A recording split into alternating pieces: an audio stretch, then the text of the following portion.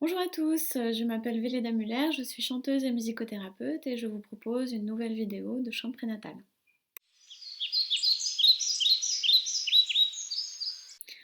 Aujourd'hui, je voudrais vous partager quelque chose qui est très personnel à ma pratique du chant prénatal, que vous ne retrouverez pas forcément dans d'autres cours de chant.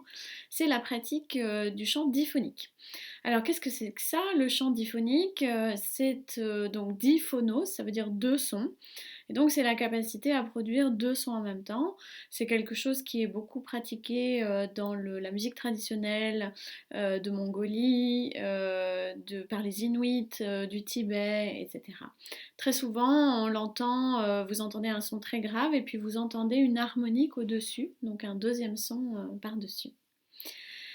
Pourquoi c'est intéressant pour le chant prénatal?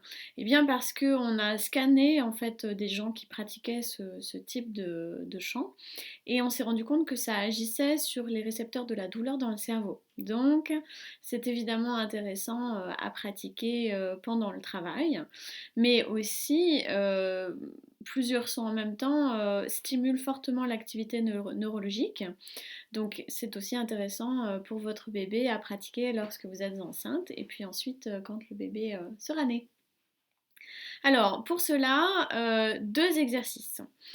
Il vaut mieux essayer de vous entraîner par exemple dans votre salle de bain où ça résonne pas mal, ça peut aider évidemment. Donc premier exercice, on va essayer d'enchaîner le son ouin. Donc je vous le fais une fois, évidemment vous respirez bien comme on l'a appris dans les précédentes vidéos.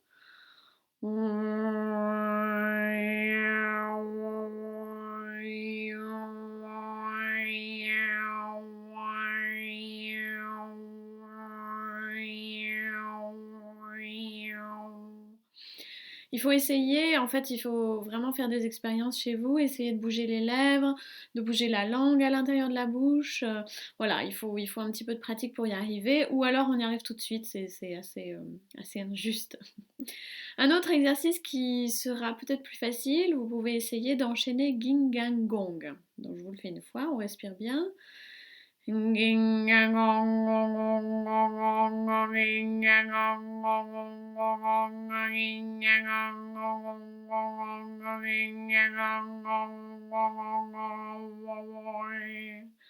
Voilà, vous pouvez évidemment enchaîner les deux exercices. Ce qui peut fonctionner aussi, c'est au lieu de ouin, d'essayer de dire oui.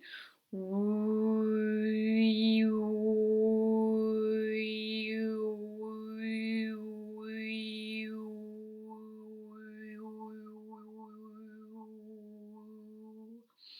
Dans tous les cas, il faut avoir beaucoup d'espace dans la bouche. Donc essayez d'avoir l'espace comme si vous alliez bâiller, c'est-à-dire avec le pied de la langue bien bas. On peut le faire sur un O ou sur un A. Et puis essayez que ce soit petit devant et vous pouvez bouger la langue derrière, hein, en la reculant pas trop, en essayant d'avoir la langue bien vers l'avant.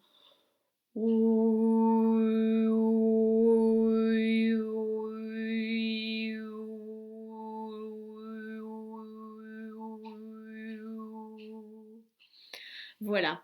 Bon courage pour cette pratique et évidemment, je reste accessible si vous avez des questions. À bientôt!